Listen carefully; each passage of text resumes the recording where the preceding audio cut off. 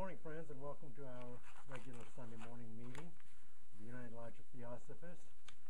We're in the process of going through the master works of modern Theosophy and summarizing them as much as we can within a half an hour or so. Today's summarization will be on the Secret Doctrine. First, to read the declaration. The United Lodge of Theosophists, we follow this here, and the other lodges throughout the world do too, of the ULT.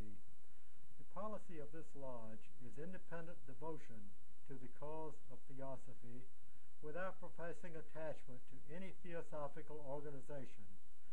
It is loyal to the great founders of the theosophical movement, but does not concern itself with dissensions or differences of individual opinion. The work it has on hand and the end it keeps in view are too absorbing and too lofty to leave it the time or inclination to take part in side issues. That work and that end is the dissemination of the fundamental principles of the philosophy of Theosophy and the exemplification and practice of those principles through a truer realization of the self, a profounder conviction of universal brotherhood. It holds that the unassailable basis for union among Theosophists, wherever and however situated, is similarity of aim, purpose, and teaching, and therefore has neither constitution, bylaws, nor officers, the sole bond between its associates being that basis. And it aims to disseminate this idea among Theosophists in the furtherance of unity. It regards as Theosophists all who are engaged in the true service of humanity, without distinction of race, creed, sex, condition, or organization, and it welcomes to its association all those who are in accord with its declared purposes and who desire to fit themselves by study and otherwise to be the better able to help and teach others. The true Theosophist belongs to no cult or sect, yet belongs to each and all. The following is a form signed by associates of the United Lodge of Theosophists who choose to do so. Being in sympathy with the purpose of this lodge as set forth in its declaration, I hereby record my desire to be enrolled as an associate, it being understood that such association calls for no obligation on my part other than that which I myself determine. We're going to read a quotation from the Book of Quotations, a daily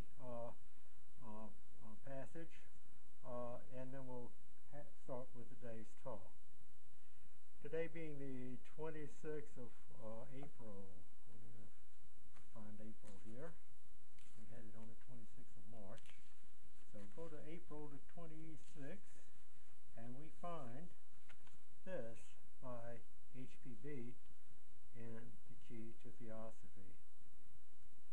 There is but one real man, enduring through the cycle of life and immortal in essence, if not in form, and this is Manas, the mind-man, or embodied consciousness. And Mr. Judge, on this date, said, "The effect follows the cause. Hence, whatever our due, we shall receive it at the right time." And Mr. Crosby said, "There is no transforming power in death. As a tree falls, so must it lie. It is during the lifetime that we must recognize and awaken our true nature. Death opens no door to knowledge. Next week's talk is going to be, well, it's a special day. It's called White Lotus Day, where we acknowledge the work of H.P. Blavatsky, and we'll talk about her life and also summarize some of her work in readings. And then we'll go now continue with our talks on masterworks of Theosophy.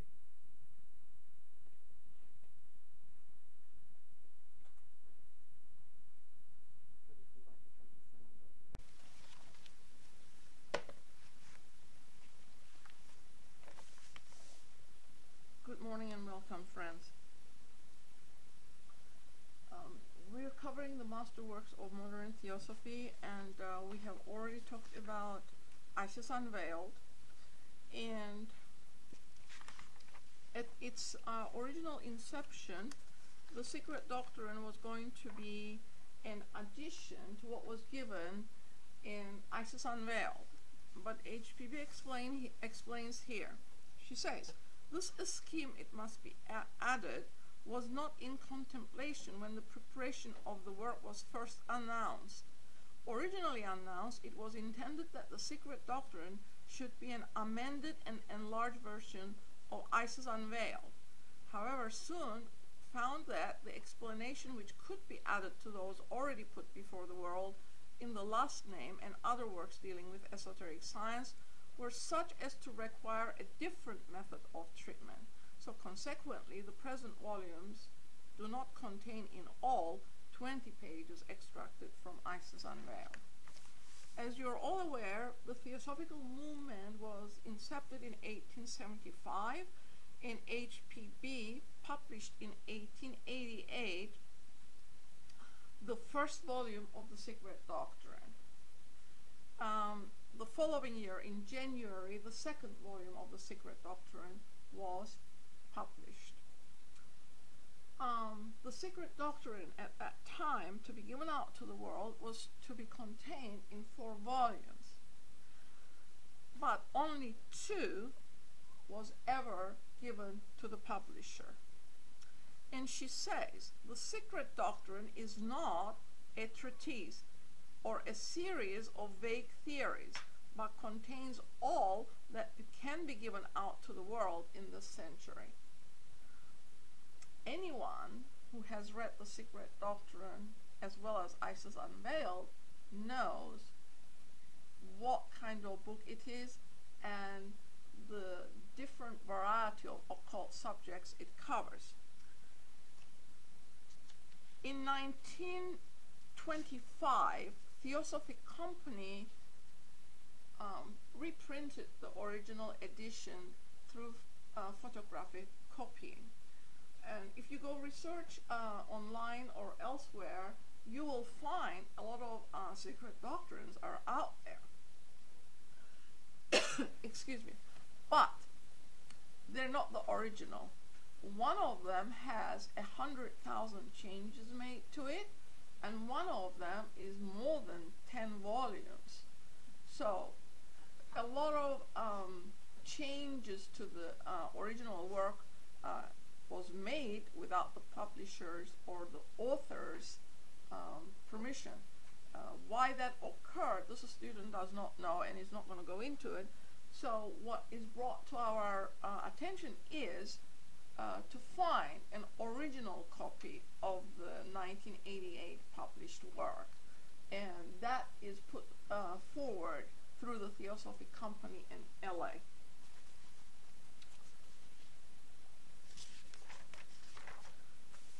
Secret Doctrine, The Synthesis of Science, Religion and Philosophy by H.P. Blavatsky.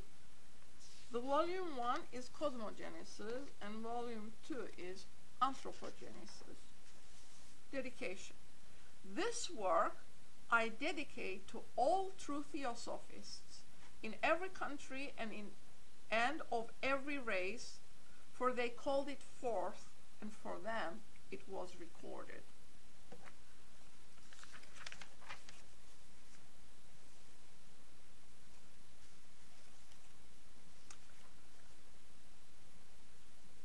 She makes this a statement.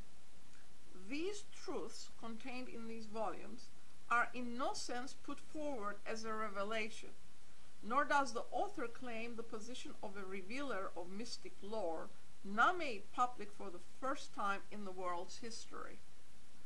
For what is contained in this work is to be found scattered throughout thousands of volumes embodying the scriptures of the great Asiatic and early European religions, hidden under glyph and symbol, and hitherto left unnoticed because of this veil. What is now attempted is to gather the oldest tenets together and to make of them one harmonious and unbroken whole.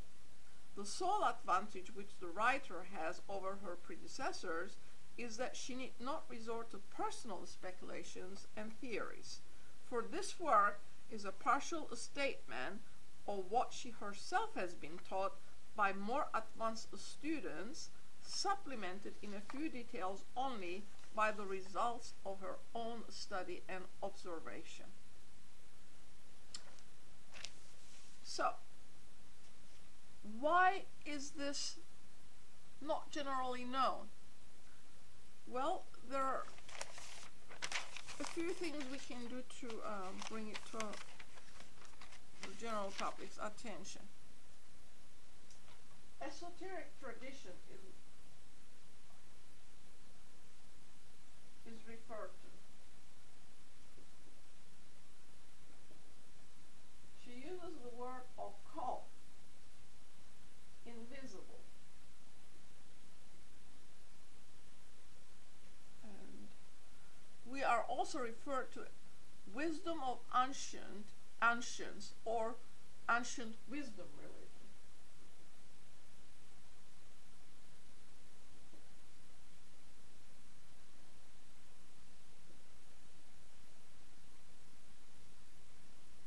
Archaic philosophy.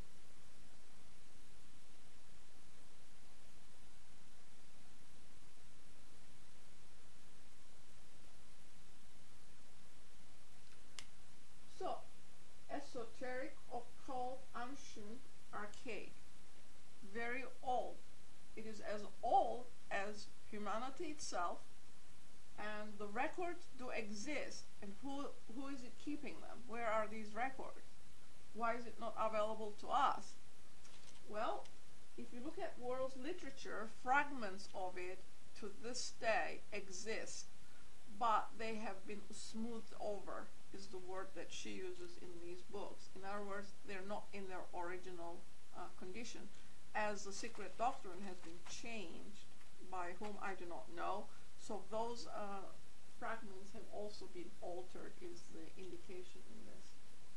So, if it is esoteric, then it was not given to the general public to start with, because in the olden days, the mysteries were where these initiations to the esoteric traditions of the world's oldest religions took place.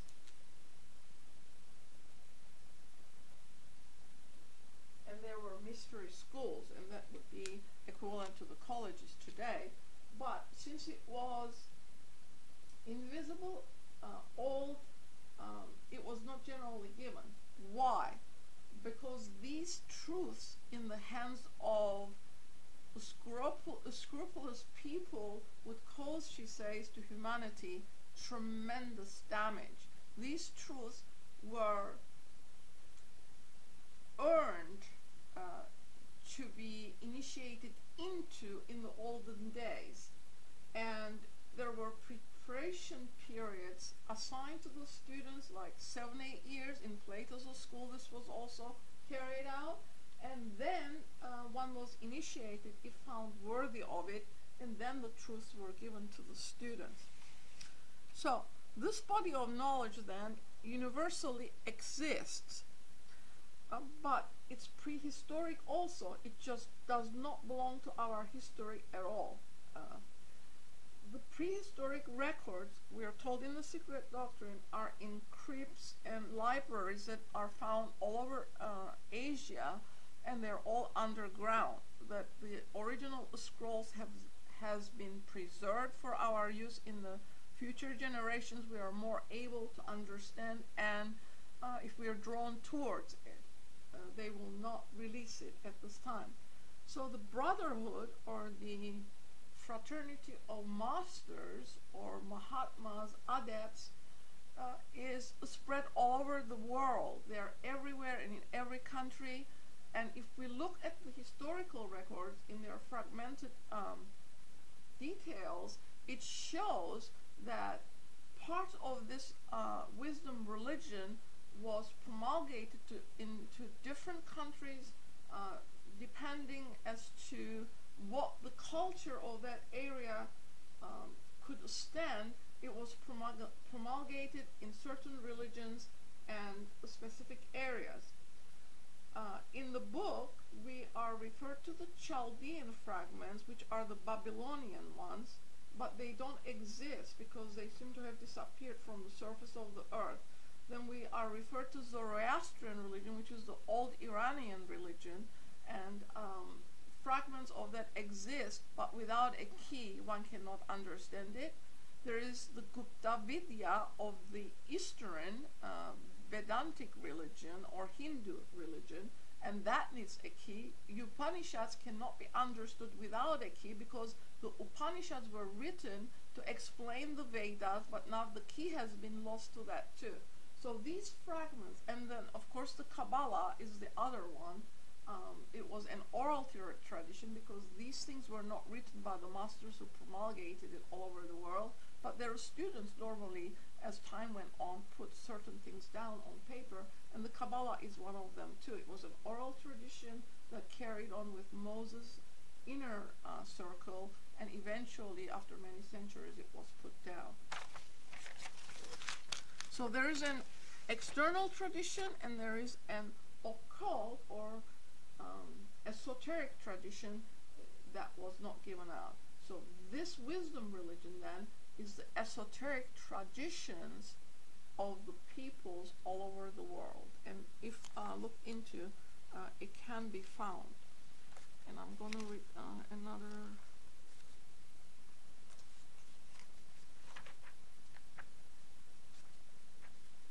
She says, the Secret Doctrine was the universally diffused religion of the ancient and prehistoric world.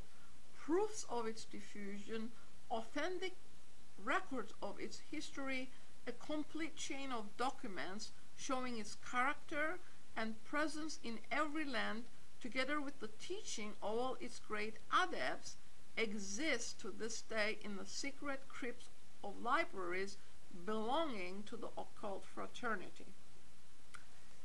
And continues this way. The occultists assert that all these exist, safe from Western spoliating hands, to reappear in some more enlightened age, for which, in the words of the Sarasvati, the Melchas, savages, those beyond the pale of Aryan civilization, will have to wait. So this stuff is preserved for our use in future generations when we can understand it and are interested in learning it. Why were the other two volumes never revealed? If we go to page 797 and 98 of volume 2, she tells us. She says, thus far have proceeded the rough outlines of the beliefs and tenets of the archaic earliest races contained in their hitherto secret scriptural records. But our explanations are by no means complete, nor do they pretend to give out the full text, or to have been read by the help of more than 3 or 4 keys out of the sevenfold bunch of esoteric interpretation. And even this has only been partially accomplished. She told us in Isis Unveiled that she had turned the key one time for us. And in this philosophy, there are 7 keys. We're sevenfold, there are 7 keys. She turned the key for us, or gave the first key in Isis. In Secret Doctrine, then she gives us the second key. So we have to turn the key 7 times or read it in 7 different manners in order to get at the full truth. This is protective in itself because they don't want us to get at it. Why? Until our moral and ethical nature is such that it is devoted to service to humanity, it's better off, we are told, that we don't have these keys, because selfishness, materialistic purposes, and money getting or power and position getting would be totally devastating to the person who went after it that way, because the keys cannot be opened until our intent is to benefit humanity. And this has to be understood, otherwise devastation follows. Then we are told our main concern was simply to prepare the soil. These 2 volumes only constitute the work of a pioneer who has forced his way into the well-nigh impenetrable jungle of the virgin forests of the land of the occult. A commencement has been made to fell and uproot the deadly upas trees of superstition, prejudice, and conceited ignorance, so that these 2 volumes should form for the student a fitting prelude for volumes 3 and 4. Until the rubbish of the ages is cleared away from the minds of the Theosophists, to whom these volumes are dedicated, it is impossible that the more practical teaching contained in the 3rd volume should be understood. Consequently, it entirely depends upon the reception with which volume 1 and 2 will meet at the hands of Theosophists and Mystics, whether these last 2 volumes will ever be published, though they are almost completed. And in here we're told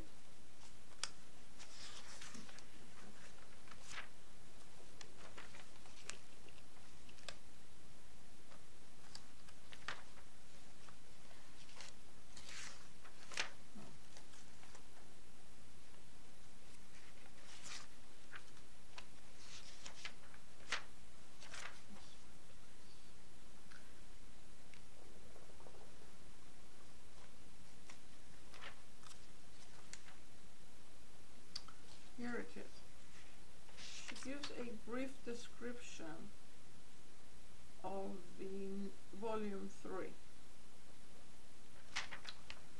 In that volume, volume 3, a brief recapitulation will be made of all the principal adepts known to history, and the downfall of the mysteries will be described, after which began the disappearance and final and systematic elimination from the memory of man of the real nature of initiation and the sacred science. From that time, its teachings became occult, and magic sailed, but too often under the venerable but frequently misleading name of Hermetic philosophy. As real occultism had been prevalent among the mystics during the centuries that preceded our era, so magic, or rather sorcery, with its occult arts, followed the beginning of Christianity. That's just a brief introduction. One cannot talk about the Secret Doctrine and all it contains in half an hour. It can be many, many half an hours, and still we would not be able to get at the underlying meaning.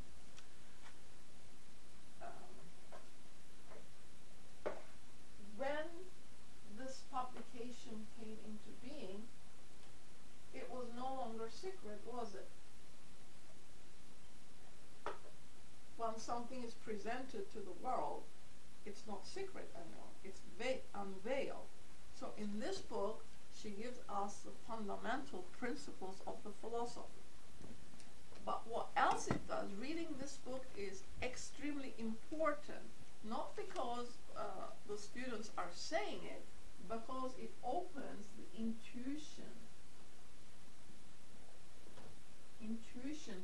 intuitive powers of the human being who's struggling to understand it. And Is that I-N-T-U-I-T? Sorry? Is that I-N? Oh, I'm sorry. Thank you. Intuition. So,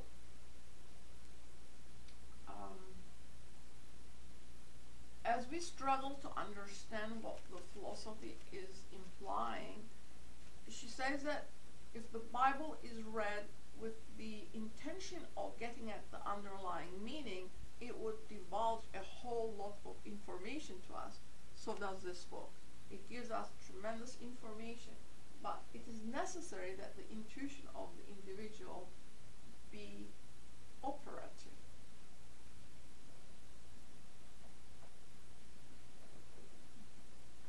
And many of the students who struggle with it will tell you that every time they read it, they get something different out of it. It's not the book that has changed, it's that our intuitive powers have increased. Where does this intuition lie?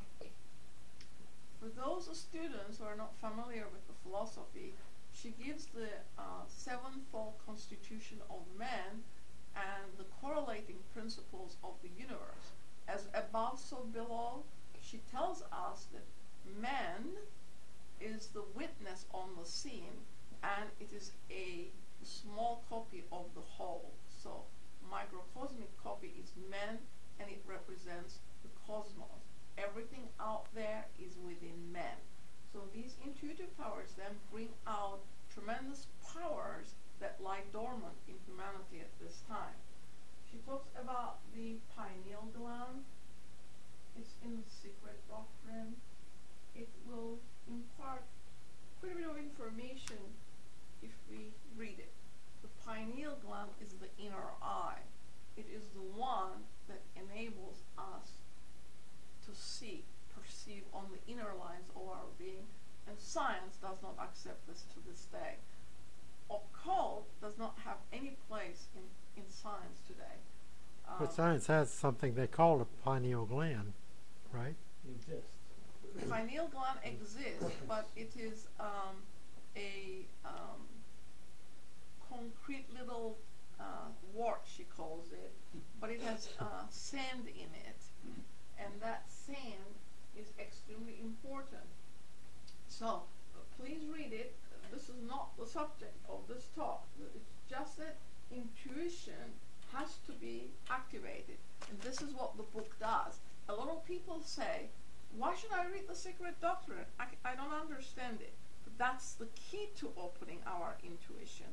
If we don't understand it and we stay with it, eventually we will understand it, because it brings about changes in the human constitution. Now, the masters have the whole complete knowledge, the complete knowledge. Because why? They have been on the scene. This occult or wise fraternity who has learned to put all of their constitution under control, because they control everything about themselves and what's out there. They know, because they have been on the scene. They have been on the scene in the historical era, but they have been also on the scene prehistoric eras. They have a complete record of men and how civilizations have come and gone, what the achievements of each civilization was. So in this book, it comes to the forefront that we are not the highest expression as we exist today. There have been greater expressions in older times, archaic times, and even in the historical era, if we go and look around, there are proofs to it. The pyramids, the obelisks, there's a whole bunch of proof on the surface of the earth that gives us an indication that there have been civilizations that have achieved greater things. And in the Secret Doctrine, we're told that Menes was the first human Egyptian king. All of the rest belong to the occult. So, Menes was their first human king. And we need to question it. We need to not accept things as we are given them. We need to question it and see how it sits with our own intuition and our common sense. If it doesn't sit right with the common sense, then we don't have to accept it until we can prove it to ourselves that that makes sense. So the fraternity then have the whole complete record. We have only fragments of the archaic ages, and even those are not quite complete to give us an indication as to what has really occurred.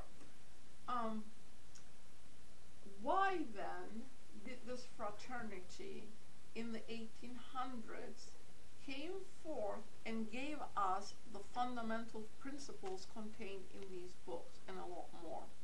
Why then did they think it was time to release some of this occult, archaic knowledge that they had kept as a secret from humanity for such a long time? Well, we have to understand what materialism does,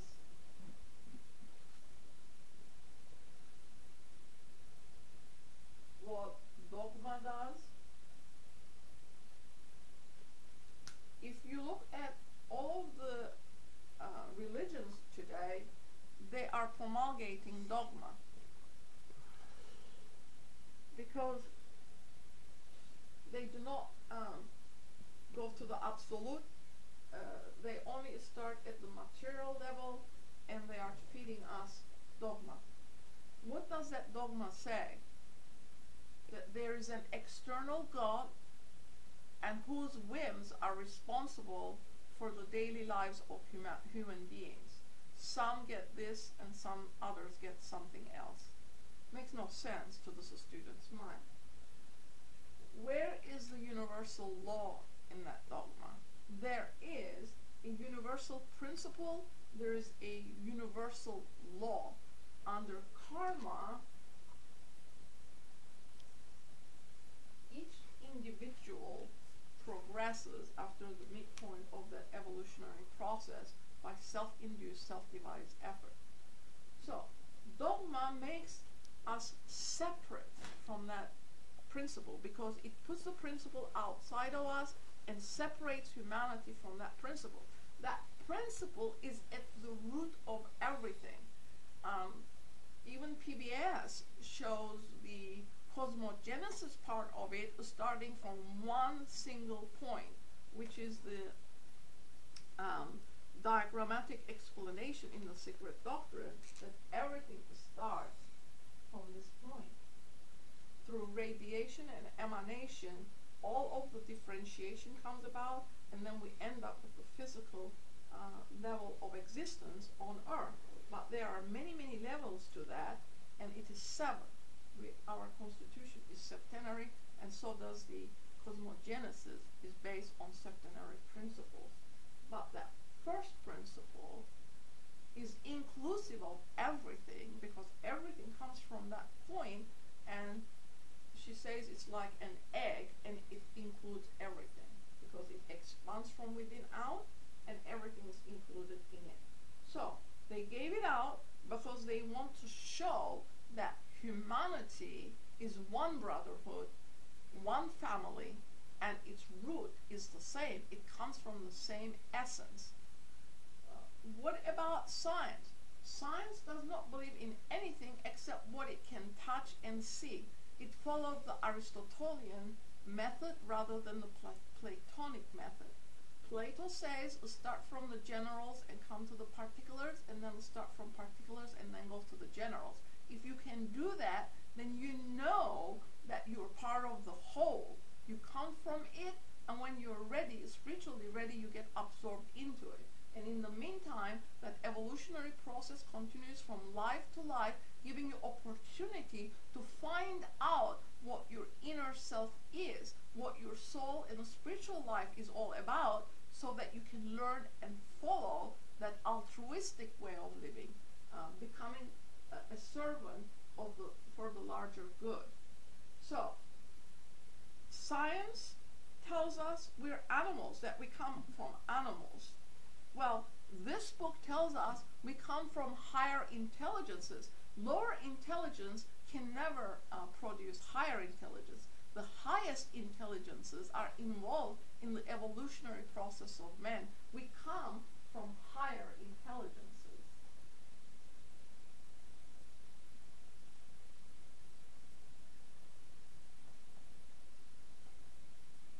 And these are called the Dianchohanic hierarchies in the Secret Doctrine, and she says they're equivalent to the archangels of the Christian religion. So, the higher intelligences watch over humanity because they want us to become like them. They watch over humanity because they want us to be successful in living a spiritual life. The book says at this stage of our development, we should have overcome the limitations of substance to some degree, but instead we have given into it and we do not follow our spiritual life.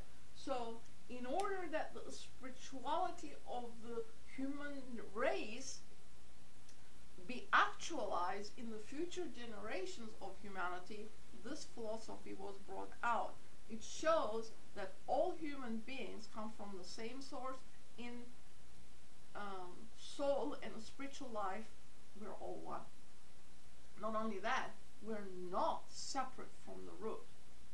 The higher aspirations of man has its being in that root, and it gyrates towards it. If only we could suppress or learn to suppress and learn to overcome substance. A human being is not what it looks on the outward. This is my form, but the inner life, that light that comes from that core, is within my own heart. It's not outside. So this philosophy is an unfoldment from within outward, just as the universe unfolds within itself outwards, so does man. So for that reason, this philosophy then was brought forward. On page 272 to 282 of the Secret Doctrine, the fundamentals of the philosophy are given. So I didn't have time today to go over it, but we can all do that on our own. Which volume? Sorry? Is that volume 1? Yes, volume 1, page 272.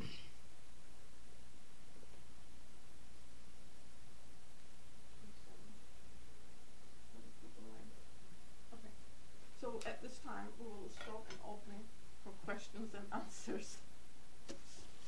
Thank you very much. What a wonderful, well-organized, and highly intellectual presentation. I think it was very pleasant to listen to that well-crafted structure that you put forward.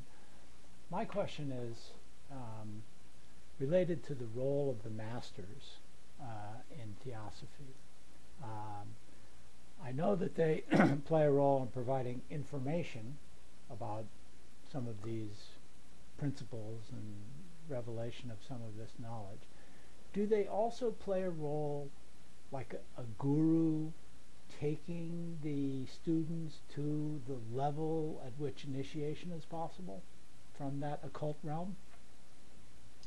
The question is, are the masters involved in taking the students to a higher level through initiation? The Secret Doctrine was written by with their help. The writer or author never denied that. But she also had the ability to glean what she wanted from the Akashic records, because everything is imprinted on the Akasha. The masters. There's an article in one of the Theosophy magazines where she explains the division of the esoteric from the exoteric. And in this, she explains that chelas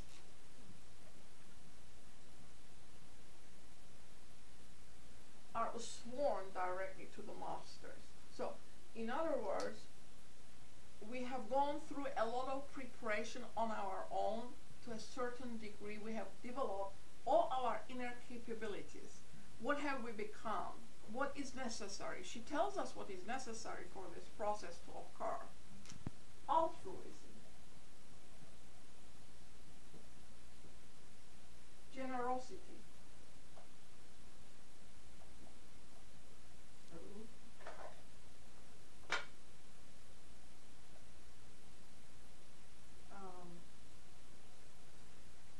love and charity,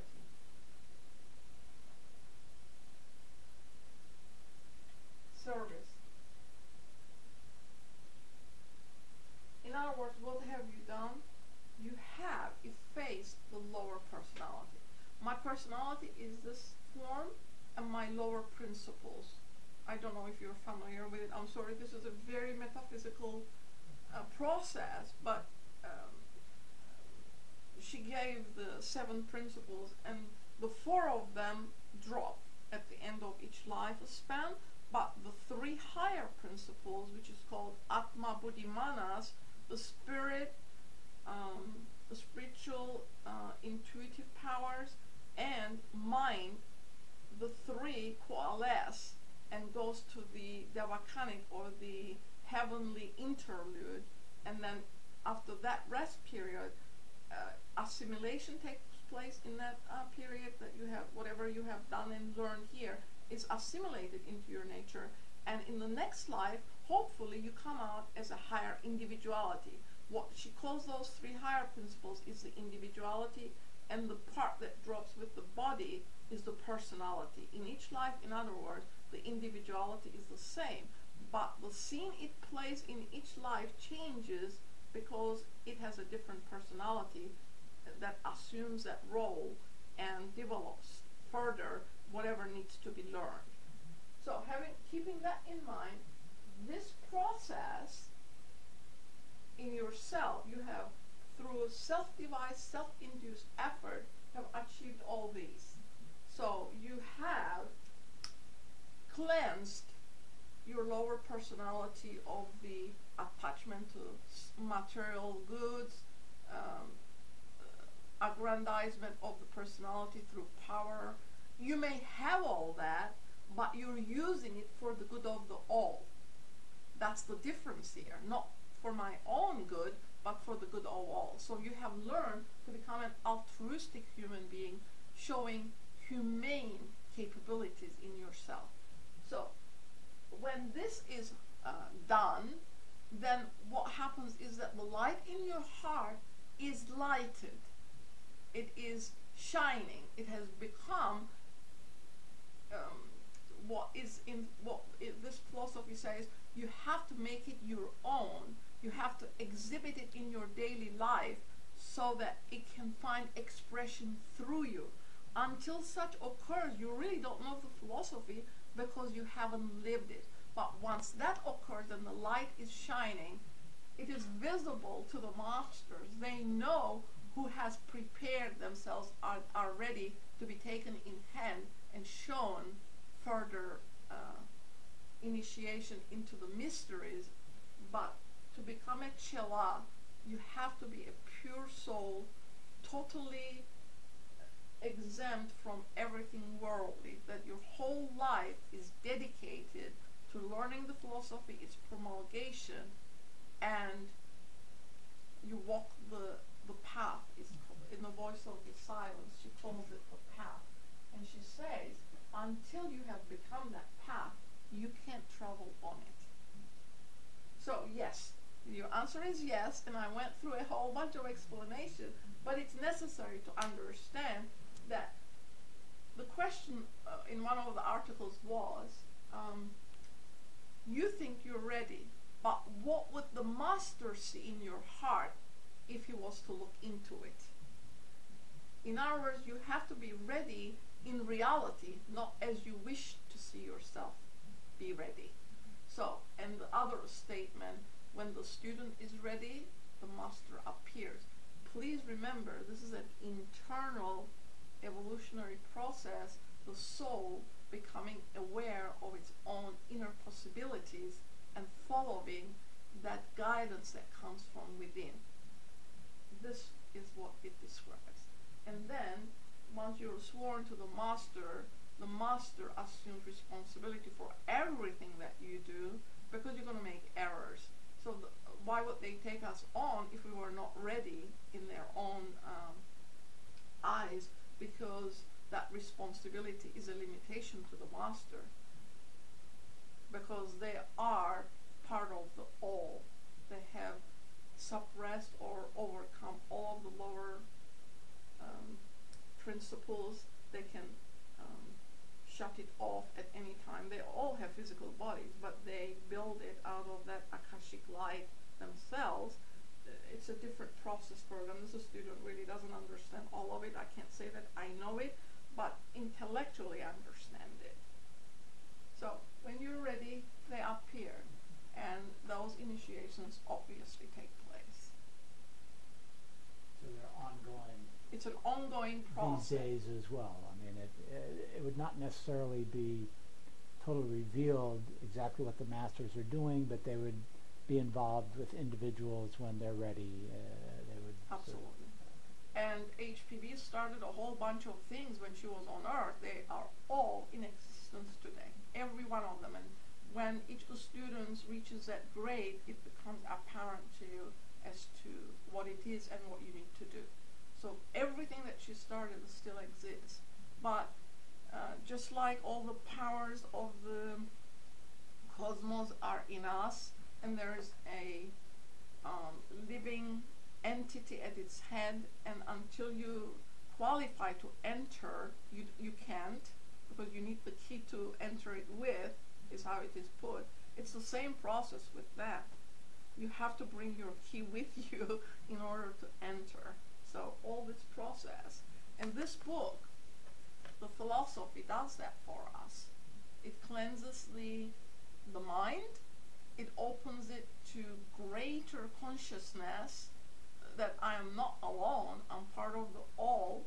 But it's a very tough thing, you know, to grapple with, because we have been brought up individualistic, whereas this requires cooperative living, cooperative problem solving, cooperation with all the other students who are just like yourself trying to serve.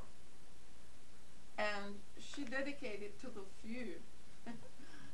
She knew that every mind was not ready for it, but she also says the human mind is not at its child state anymore. It has developed to a degree where it can understand all these philosophical tenets that she gave out, and then it becomes your responsibility to do what you want with it, how you apply it to your daily life, how do you express it in your speech. It becomes then each human being's responsibility. But then look at the great hope that comes from that we are all united, we can work united, and the tremendous things can be achieved then as it is a united effort. It gives hope for the future, it gives dignity, and it puts the responsibility in each human being's hands. It's not out there. It depends on us as to how we do it, and that's, to me, is very hopeful to this student. That gives tremendous hope that there is nothing out there controlling the destiny, that I am responsible. How I think, what I say, and what I do, its opposite is going to come to me. That's a physical law. If you bounce a ball, it's going to go, and then with opposite reaction, it will come back. It exerts the same energy. It's the same thing with us. So that is very hopeful. We have tremendous dignity for the future, because this philosophy shows not only where we have been, but where we are also going. That by the 7th, she says, humanity will then mostly be adepts. That the surface of the earth the adepts are going to walk the surface of the earth. We are going to be developed to such degree and be purified to such degree that all this materialistic stuff will just fall, and we will live a spiritual life and express it in our daily lives as concern, kindness, and love for the other. Only then can they walk amongst us, because we will be like them. We will not victimize them, and we will not make gods out of them. We will be like them, and they'll be like us. Even at this stage of our development, that connectivity has to be there. One of the articles in here says that all of the heroes of humanity, all of the ones that come to show the way, is imprinted in the heart, because there's an imperishable center that retains that knowledge.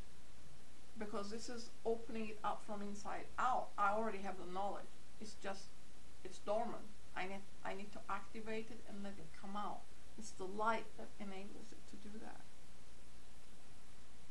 that. Is it kind of like, the ushering in the golden age? You're talking about us all being masters, and that point in time, that would be the golden age has been ushered in. Some may be already in it. And also, I guess what I was trying to get at is, we have been through all of this material in many forms in the past. We've become humans, so therefore now you're saying we're advancing through our self-induced and self-devised methods as we try to uplift ourselves, really, and in so doing, we're uplifting everything around us. If we're trying to do that, and then we're becoming, if we do that, we eventually are going to become recognized by the masters, who will appear and help us along the rest of the path, which is an ongoing path. The way this student sees it, anyway, even at that perfect level, you have to just keep on working at it. Stopping the advancement that the human soul is going to recognize as it grows up. But this diagram is in the Secret Doctrine. She says that we have now gone over the midpoint of our cycle. This is the fourth round, and we have moved away from the middle point. We are now going towards the spirituality, and she has the diagram shows it equates the spiritual levels as we are going further out. So we were ethereal at first, and at this point, this is the most solid that we come in the fourth round. This is the most solid we're ever going to be. In the coming generations, that solidity is going to decrease. I don't know how many thousands of years they're talking about, but we cannot take the Secret Doctrine in some parts and exclude the other parts, because this is the truth, and all of the truth that could be given to us at that time, at this time, because we haven't absorbed it. Number 3 and 4 were never released. It has never been released. It has not been given out. So we're not ready for it. Obviously, we're not doing a good job of absorbing this stuff. We cannot take some of it and leave. Some of the students want to do that. They want to take some tenets and leave out the others. This student doesn't understand some of it. There are parts that sounds like abracadabra to my mind, because I don't know what it is getting at. But I leave it for the time being, and I will come back to it in the years ahead to see if I can understand it. This is how the knowledge in here is going to be revealed to us by trying to get it. So as we go higher, as we go further in the round, there is going to be changes, not in just the constitution of the mind, but the constitution of the human being. She says that the fifth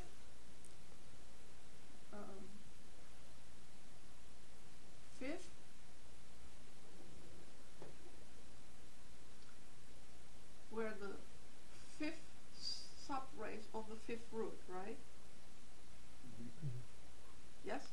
Mm-hmm. Okay. So the sixth subrace that is going to come into being on this continent, in the not the U.S. as we know it, but part of the United States is going to be the new home of the sixth subrace that is going to come about.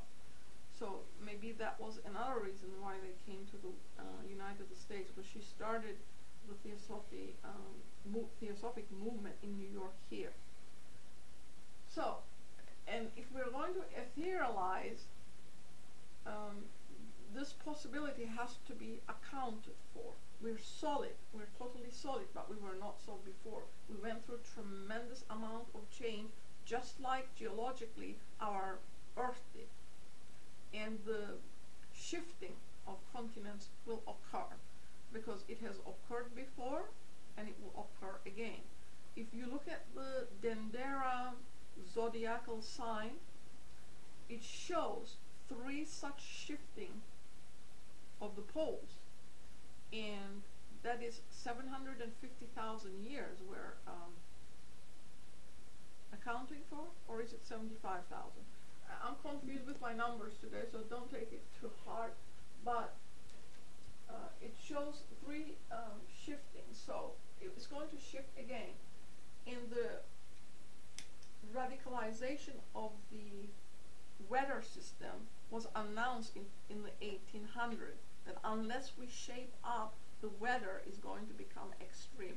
And we can see signs of that, I think, on this continent already. Our weather has changed, the ice is melting. We need to pay attention. We truly need to pay attention to what is being said, because they know the cycles that human beings and the earth develop in cycles. And a new cycle, she says, has begun.